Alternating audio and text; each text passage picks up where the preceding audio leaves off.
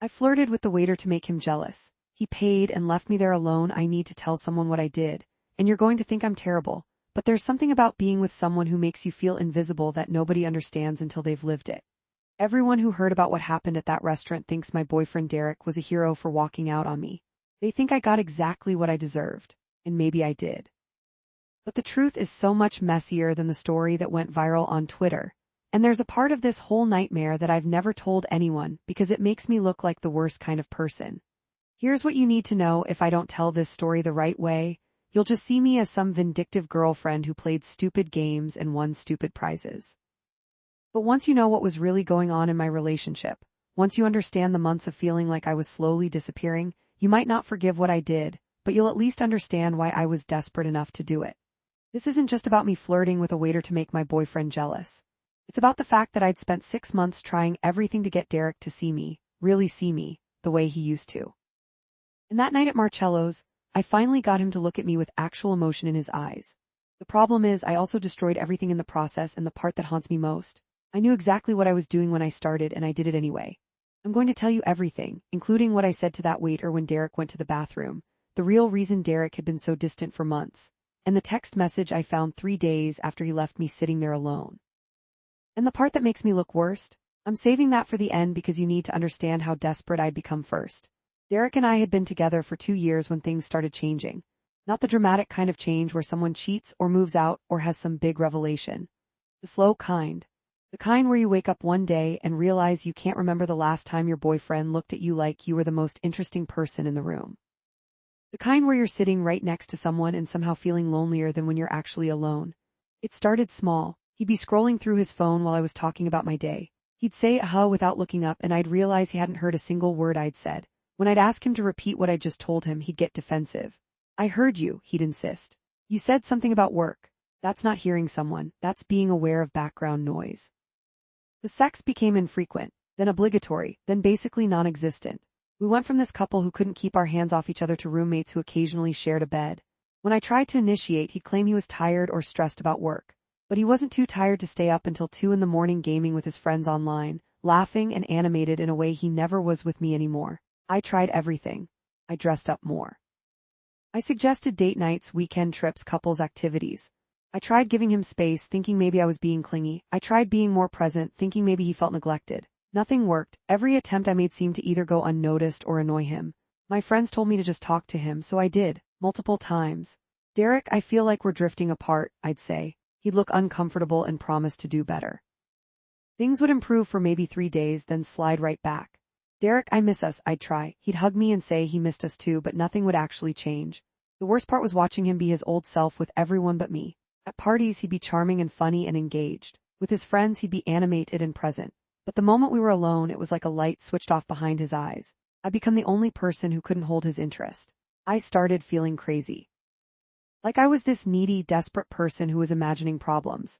Maybe this was just what relationships became after the honeymoon phase. Maybe I was expecting too much. Maybe I was the problem. But then I'd see other couples who'd been together even longer, and they'd still look at each other with genuine affection. They'd still laugh together. They'd still seem to actually enjoy each other's company. So I knew it wasn't just me having unrealistic expectations. I became obsessed with getting his attention back. I'd test him in little ways. I'd tell him something important and see if he remembered it later. He usually didn't. I'd change something about my appearance and wait to see if he noticed. He never did. I cut 8 inches off my hair once and he didn't say a word about it for 3 days. When I finally asked if he noticed anything different, he looked at me blankly and said, "Did you get new glasses? I don't wear glasses." The thing about feeling invisible to the person who's supposed to love you most is that it makes you do increasingly desperate things to be seen. It's like you're drowning and you'll grab onto anything that might pull you back to the surface. That's where my head was when we went to Marcello's for our 2-year anniversary. I made the reservation weeks in advance. I bought a new dress, the kind of dress I used to wear when we first started dating.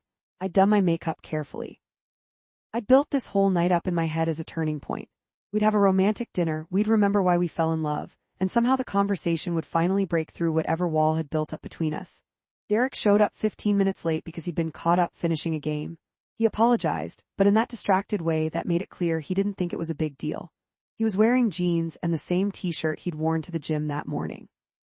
I told him 3 times that Marcello's had a dress code. We sat down and he immediately checked his phone. "Just making sure I didn't miss anything important," he said, more important than our anniversary dinner, apparently. I ordered wine. He ordered a beer. I tried to start a conversation about a vacation we talked about taking. He gave one-word answers while looking around the restaurant. I asked him about a project at work he'd mentioned being stressed about. He said it was fine and changed the subject to something one of his friends had done, talking more about his friend's life in 2 minutes than he talked about ours in 2 months. That's when our waiter came over. His name was Marco, and he was probably in his mid-20s, with dark hair and an Italian accent that might have been real or might have been part of the Marcello's ambience experience. He was attentive in the way servers are when they're working for good tips, but there was something else too. When he looked at me, he actually looked at me, made eye contact, smiled like he saw a person there. "You look absolutely beautiful tonight," Marco said when he brought our appetizers. It was probably something he said to every woman dining alone with a distracted boyfriend, but after months of Derek looking through me like I was a window, it felt like being hit with a spotlight. Derek didn't even notice. He was checking his phone again. Something snapped in me. Or maybe it had been breaking for months and this was just the final crack. I looked up at Marco and smiled in a way I definitely didn't need to smile at someone just bringing us calamari. "Thank you," I said, holding his gaze a beat too long. "That's really sweet of you to say." Just when I thought the evening couldn't feel more pathetic, I caught my reflection in the mirror across from our table and saw a woman I barely recognized. Someone trying so hard to be noticed by a man who couldn't be bothered to look up from his phone. Marco moved on to other tables, and Derek didn't say a word about the interaction. Why would he? He hadn't witnessed it. He'd been looking at whatever was apparently more interesting than me on his screen. I sat there feeling something ugly uncurl in my chest.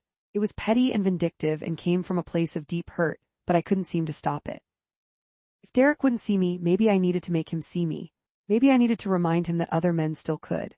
When Marco came back to take our dinner order, I was ready.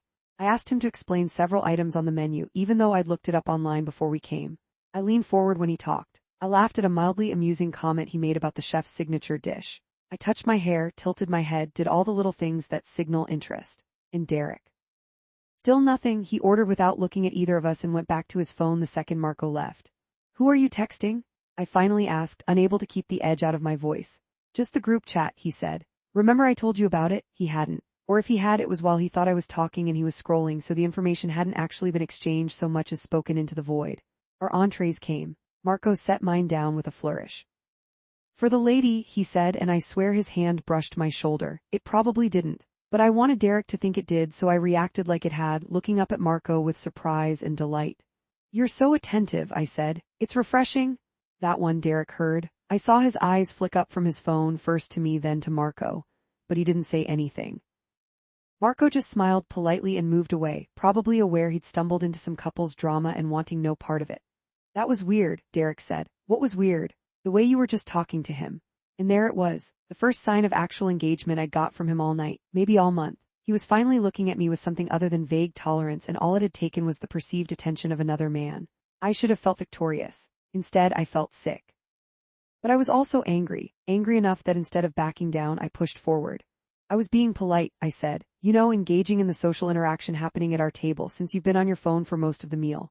"I haven't been on my phone that much." "You've checked it at least 15 times since we sat down." "That's an exaggeration." "Is it?" He put his phone face down on the table with more force than necessary. "Fine, I'm not on my phone now." "Happy?" I wasn't happy. I was furious and hurt and feeling reckless in a way that should have been a warning sign. Everyone online thought I was fine after that viral tweet about the incident. They thought I was this cold, calculating person who got what they deserved. But privately, I was having a full-scale breakdown in slow motion, and I couldn't seem to stop myself from making it worse. When Marco returned to check on our meal, I was too bright, too animated.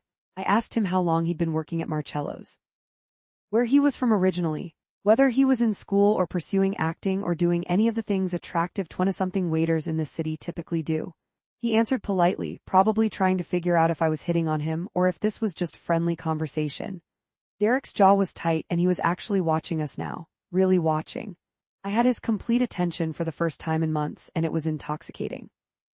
I thought I was fixing things, but really I was about to blow up my entire relationship in the most public way possible.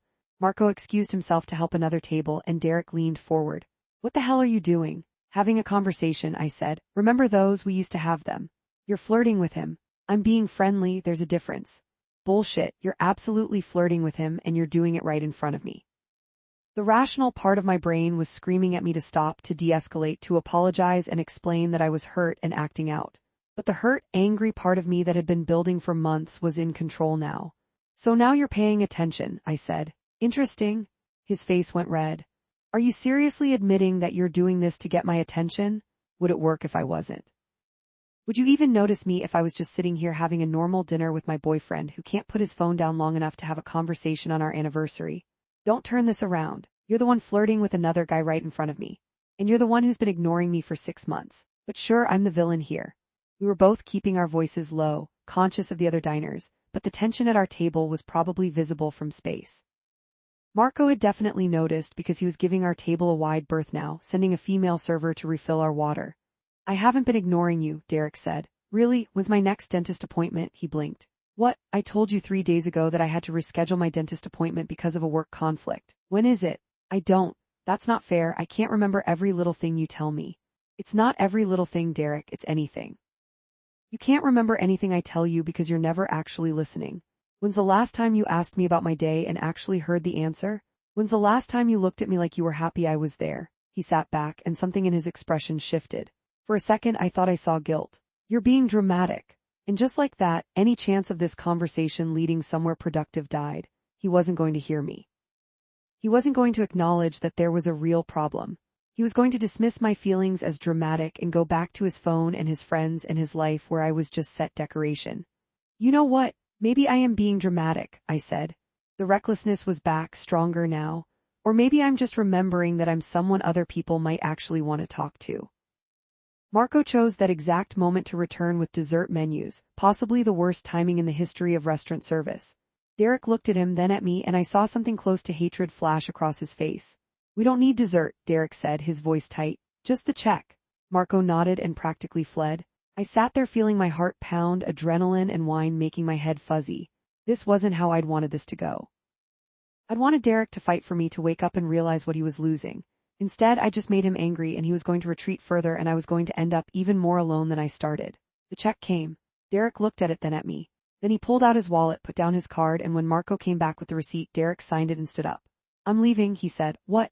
You want attention from him? Great, enjoy your evening. Panic replaced the recklessness. Derek, don't be ridiculous. I was just trying to make me jealous. Mission accomplished. You know what you've actually accomplished? Showing me exactly who you are. He walked out just like that. Left me sitting at the table with the few bites of my entree still on the plate and every person nearby pretending not to watch while definitely watching. I sat there for what felt like an hour but was probably 3 minutes, frozen in shock. He'd actually left. I pushed him to get a reaction and I'd gotten one, just not the one I wanted. I thought he'd get jealous and possessive and remember that I was his girlfriend, that he cared about me. Instead, he decided I wasn't worth caring about at all. Marco appeared beside the table, looking uncomfortable. Is everything okay? Can I get you anything? I wanted to disappear. I wanted to rewind the entire evening.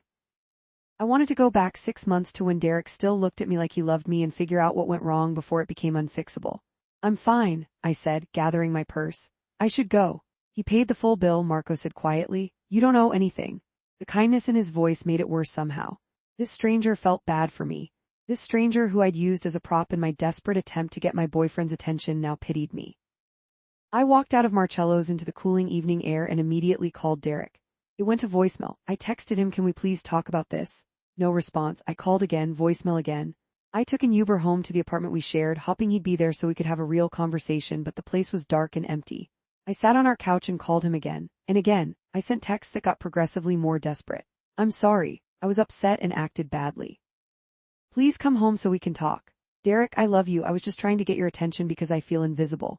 I know I messed up. Please don't shut me out. Nothing, no response. It was like he'd ceased to exist. I stayed up all night waiting for him to come home. He didn't. At 6 a.m, still in my dress from the night before, mascara smudged and eyes burning, I called his best friend Tyler. Have you heard from Derek? I asked when Tyler answered, sounding groggy. Dude, it's 6 a.m. I know, I'm sorry, but Derek and I got in a fight last night and he left and he won't answer my calls. I'm worried about him. There was a pause. He's fine. He crashed at my place.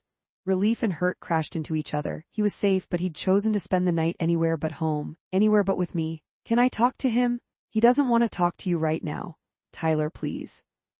I just need to. Look, I don't know exactly what happened, but Derek was pretty upset when he got here. Said you were flirting with some waiter to make him jealous. Is that true? The way he said it made it sound so calculated, so cold. It's more complicated than that. Is it though? Because that seems pretty straightforward. Either you were hitting on another guy in front of your boyfriend or you weren't. Our relationship has been falling apart for months, I said, adding how defensive I sounded. He's been completely checked out. I've been trying to talk to him about it and he just dismisses me. Last night I wanted him to see me again. So you flirted with another dude? That's seriously messed up.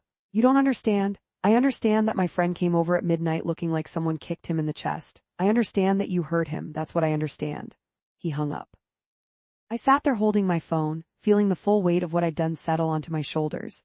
I wanted to hurt Derek the way he'd been hurting me and I'd succeeded. But instead of bringing us closer, I'd driven a crater between us. Over the next few days, Derek came by the apartment while I was at work to get some clothes and his gaming system. He still wouldn't answer my calls. When I finally got him to respond to text, it was just I need some space to think. Space to think. The words every person in a failing relationship dreads because they usually mean space to figure out how to break up with you. I threw myself into trying to understand where I'd gone wrong. I replayed our relationship in my head, looking for the moment things shifted. I tortured myself with questions. Had I been too needy, not affectionate enough? Had I let myself go? Was I boring? Had Derek met someone else? That last question haunted me. The more I thought about his behavior over the past months, the more it seemed like someone pulling away because they'd found something better. Someone else would explain the distance, the lack of interest, the way he was always on his phone. I did what you should never do and started looking through our phone records online. I couldn't see the content of texts, but I could see numbers and frequency. There was one number he texted constantly. Several times a day, every day, for the past 4 months. My stomach dropped. I reverse searched the number. It belonged to someone named Ashley. I felt sick, then vindicated, then sick again. If Derek had been emotionally cheating on me, if he'd been investing all his attention and energy into someone else, then my behavior at the restaurant was just a symptom of the real problem. I wasn't crazy for feeling invisible. I was invisible because he was looking at someone else. But I didn't have proof, just a name and a number and a lot of texts. Could have been a coworker, a friend, someone's girlfriend, anything. I spent a week in this limbo. Derek still wouldn't see me, but he hadn't broken up with me either. My friends were split, half thought I should give him space. Half thought he was being manipulative by dragging this out. I was a mess, barely sleeping, barely eating, checking my phone every 30 seconds for a message that never came. Then, 8 days after the restaurant incident, I got a text from a number I didn't recognize. It was a screenshot of a Twitter thread, and my blood went cold as I started reading. The thread had been started by someone named Marco from Marcello's, probably not his real account, but clearly referencing the restaurant. It read, "Wild night at work. Woman was aggressively hitting on me while her boyfriend sat right there, touching my arm, asking personal questions, the whole deal. Dude paid the bill and left her there. Absolute legend." The tweet had been quote tweeted and shared thousands of times. The comments were brutal. She deserved it. Play stupid games, win stupid prizes. Finally, a man with self-respect. Imagine being so desperate for attention you'd humiliate yourself like that in public. This is exactly what modern dating has become, no loyalty. Someone had even made it into a TikTok trend, acting out the scenario with the guy walking out while triumphant music played. It had millions of views. I was a joke, a cautionary tale. An internet meme about what not to do in a relationship. My hands were shaking so hard I almost dropped my phone. I wanted to defend myself, to explain the context, to make everyone understand that there was so much more to the story. But I couldn't without making it worse. Without looking even more desperate and pathetic. I called Derek. For once he answered. "Did you see it?" I asked. "Yeah. Derek, this is so humiliating. Everyone's talking about it. They're making videos." "I can't. You're humiliated." His voice was cold. "How do you think I felt sitting there watching my girlfriend throw herself at another guy on our anniversary?" I wasn't throwing myself at him. It wasn't like that. It was exactly like that, and apparently everyone who witnessed it agrees with me. "So what, you're just going to let me get torn apart on the internet? You're not going to defend me at all?" "Defend what exactly? You made your choice that night." "My choice was a stupid reaction to months of you ignoring me. I was desperate for you to see me again, to care. And for 1 second at that table, when you thought I might be interested in someone else, you actually looked at me like I mattered. Do you understand how messed up that is? That the only way I could get your attention was to make you think you might lose me?" There was a long silence. Then Derek said something that made my chest tight. "Maybe you're right. Maybe I haven't been fully present. But you know what? That doesn't excuse what you did. You don't fix relationship problems by humiliating your partner in public. You don't get to play victim when you're the one who blew everything up." "I'm not playing victim. I'm trying to explain. I don't want to hear it anymore. I'm done, Sarah. We're done." The call ended just like that. 2 years together, and it ended over a phone call about a Twitter thread. I sat in my apartment for days, watching the story spread across social media. Someone claimed to have been at the restaurant and provided more details, some of which were accurate, some of which were embellished. A relationship expert on TikTok used our story as an example of toxic manipulation. A podcast discussed whether Derek's response was justified, or if he should have tried to work through the conflict. Everyone had an opinion about my relationship, my choices, my character. And almost all of them thought I was the villain. My friends tried to be supportive, but even they were cautious. I mean, you did kind of take it too far, my best friend Jenny said. Like, I get that you were frustrated, but flirting with someone else isn't the answer. She was right. Of course she was right. But it still hurt that no one seemed to understand just how desperate and small Derek had made me feel. How many times I'd tried to communicate. How invisible I'd become in my own relationship. Derek moved all his stuff out while I was at work one day, 2 weeks after the incident. He left his key on the kitchen counter and took everything that was his. I came home to gaps where his things used to be. The gaming system, the photos of us, the small everyday objects that make up a shared life. All gone. I cried for hours. Ugly crying, the kind that leaves you with a headache and swollen eyes and a raw throat. Not just because the relationship was over, but because of how it had ended. Because I'd destroyed it in the worst possible way. Because I'd proven every negative thing Derek probably thought about me in those final months. That night, drinking wine alone in my apartment, I did something I shouldn't have done. I looked up Ashley's social media. She was beautiful, obviously, funny based on her posts. She worked at Derek's company in a different department, and she was very clearly just his friend. The posts that included Derek also included several other people from their friend group. They'd all gone to a work conference together a few months ago, which explained the uptick in communication. She wasn't the other woman. There was no affair. Derek hadn't been emotionally cheating on me. He just got in a new friend group at work, and somewhere along the way, he'd stopped being as invested in our relationship. Maybe because of the new friends, maybe because we'd hit a rough patch and he didn't know how to communicate about it either. Maybe because relationships sometimes just lose momentum, and both people are too comfortable or scared to acknowledge it. But there was no villain in Derek's story except for the one I'd imagined to justify my own behavior. I'd been so certain I was the wrong party, the one fighting for a relationship while he checked out. And maybe there was some truth to that. But I'd also turned our problems into a narrative where I was the victim and he was the bad guy, and that narrative had let me justify doing something I knew was wrong. 3 days after Derek moved out, after the Twitter thread had finally started to fade from the discourse, I found the message that changed everything. It was from Marco, the waiter. He'd somehow found me on Instagram and sent a DM. "Hey, I'm really sorry about all the attention this got. I posted that tweet when I was frustrated after a long shift, and I had no idea it would blow up like this. For what it's worth, I could tell you were going through something that night, and I don't think you're a terrible person. The internet is brutal, and I feel bad that my vent session contributed to that. I hope you're doing okay." It was kind, more than I deserved, and it made me realize something I'd been avoiding. I wasn't the victim in this story, but I wasn't the villain either. I was just a flawed person who made a terrible choice when I was hurt and desperate. Derek wasn't a villain or a hero. He was also just a flawed person who let a relationship drift and didn't know how to fix it. We both failed each other in different ways. But the difference was that my failure had been public and deliberate and designed to hurt him.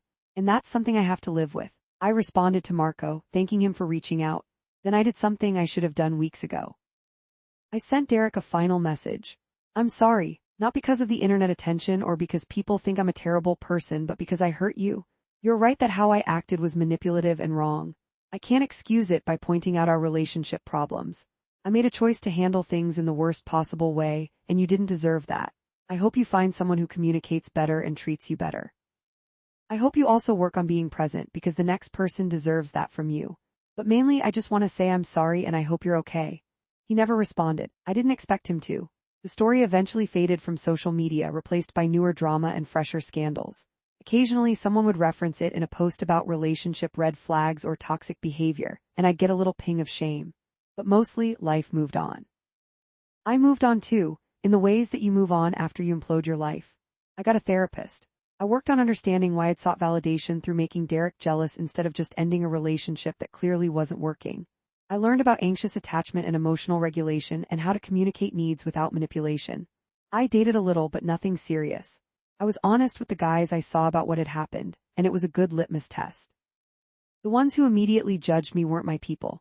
The ones who could understand that people sometimes act badly when they're hurting, those were possibilities. It's been a year now since that night at Marcello's. I still think about it more than I'd like to admit. I still cringe at how I acted. I still wonder what would have happened if I'd just been direct with Derek one more time, or if I'd had the courage to end things instead of trying to force them to work. But here's the thing I've figured out. The part I'm telling you now because I think it's the real truth of this whole mess. I was so focused on making Derek see me that I'd stopped seeing myself. I'd become this person I didn't recognize, someone who would manipulate and scheme to get attention from someone who didn't want to give it. The worst part about what happened isn't that Derek left me at the restaurant, or that I became an internet punchline, or that I torpedoed a 2-year relationship. The worst part is that I'd lost myself so completely in trying to save a relationship that was already over that I'd forgotten I could have just walked away. I had agency. I had choices. And instead of choosing to respect myself enough to leave a situation that was making me miserable, I chose to humiliate both of us in public. Everyone online saw a woman who flirted with a waiter and got what she deserved. Derek saw a manipulative girlfriend who betrayed his trust. My friends saw someone who made a really bad choice. Marco saw a frustrated customer having a meltdown. But when I look back now, I see someone who was drowning and grabbed onto the worst possible life raft. Someone who was in so much pain that she was willing to create more pain just to feel something different. I don't expect anyone to forgive what I did or to see me as anything other than the person who made a viral mistake. Maybe I don't deserve that forgiveness. But I've forgiven myself mostly, and I've learned something valuable. The next time I feel invisible in a relationship, I'll make myself visible by leaving. Not by performing for someone else's attention. Not by manipulating or scheming or testing.